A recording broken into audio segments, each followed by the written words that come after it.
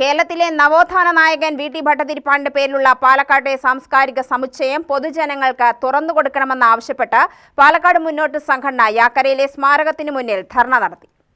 കഴിഞ്ഞ വർഷം മെയ്യിൽ മുഖ്യമന്ത്രി ഉദ്ഘാടനം ചെയ്തിട്ട് ഇപ്പോൾ ഒരു വർഷം തികയാറാകുന്നു. ഇപ്പോഴും ഈ സമുച്ചയം പൊതു ആവശ്യങ്ങൾക്കായി തുറന്നുകൊടുത്തിട്ടില്ല. കിഫ്ബിയിൽ നിന്ന് 68 കോടി രൂപ ചെലവാക്കി 1,00,000 ചതുരശ്ര അടിയിലാണ് സ്മാരകം നിർമ്മിച്ചിരിക്കുന്നത്. പാലക്കാട് ടൗൺഹാൾ അനക്സൊക്കെ പാലക്കാട്ടുകാർക്ക് അന്യമായിട്ട് വർഷങ്ങളായി.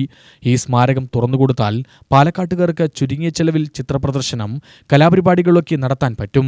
എന്നാൽ പിന്നോക്ക ജില്ലയായ പാലക്കാടിനോട് സർക്കാരും ജനപ്രതിനിധികളും എന്നും തികഞ്ഞ അവഗണനയാണ് കാണിക്കുന്നതെന്നും പാലക്കാട്ടുകാർക്ക് ഇത്രയൊക്കെ മതി എന്നതാണ് ഇവരുടെ നയമെന്നും പാലക്കാട് മുന്നോട്ട് സംഘടന ആരോപിച്ചു. ധർണ പാലക്കാട് മുന്നോട്ട് പ്രസിഡന്റ് ഡോക്ടർ എം.എൻ. അൻവറുദ്ദീൻ ഉദ്ഘാടനം ചെയ്തു. പാലക്കാട് നഗരമധ്യത്തിൽ ഇങ്ങനെ ഒരു സാംസ്കാരിക സമുച്ചയം ഉണ്ടായത് നല്ലൊരു കാര്യമാണ്.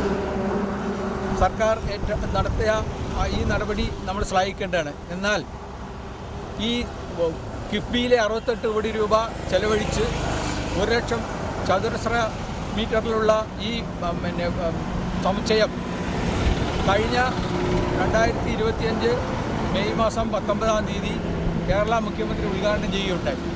അതിനുശേഷം ഒരു വർഷത്തോളം ആകാനാവുന്നു. ഇതുവരെ പൊതുജനങ്ങൾക്ക് വേണ്ടി ഇത് തുറന്നു കൊടുക്കുകയോ ഒന്നും ചെയ്തിട്ടില്ല. ഇവിടെ പാലക്കാട് നഗരത്തിൽ പൊതുജനങ്ങൾക്ക് ഉപയോഗിക്കാൻ, പൊതുപരിപാടികൾക്ക് ഉപയോഗിക്കാനായിട്ട് ടൗൺ ഹാൾ അന്നക്സോ ഇല്ലാതായിട്ട് വർഷങ്ങളായി. അങ്ങനെ ഇരിക്കെ ഇത്രയും കോടിക്കണക്കിന് രൂപ ചെലവഴിച്ച് ഇവിടെ ഇങ്ങനെ ഒരു സമുച്ചയം ഉണ്ടായതിൽ പാലക്കാടുകാർ സന്തോഷിക്കുകയാണ് ഉണ്ടായത്. എന്നാൽ അവർക്ക് ഇത് നായ്ക്ക് നരിക്ക് ഉപകാരമില്ലാത്ത മാതിരി വെറുതെ ഒരു കെട്ടിടം ഇവിടെ കെട്ടിയിട്ടിട്ട് പിന്നെ കോടിക്കണക്കിന് രൂപ അത് ദിനംപ്രതി അതിന് നഷ്ടം വന്നുകൊണ്ടിരിക്കുകയാണ്. അത് എന്താണെന്ന് വെച്ചാൽ പിന്നോക്ക ജില്ലയായ പാലക്കാടിനോട് എപ്പോഴും അവഗണനയാണ് ഇവിടുത്തെ ജനപ്രതിനിധികൾക്കും സർക്കാരിനും ഉള്ളത്. പി. വിജയൻ അധ്യക്ഷത വഹിച്ചു. S. Surendran, M. Unnikrishnan, H. Abdul Jaleel, P. Jayaraman, M. Sukumarapillai, K. P. Sabarigireesh തുടങ്ങിയവർ സംസാരിച്ചു. UTV news, Palakkad.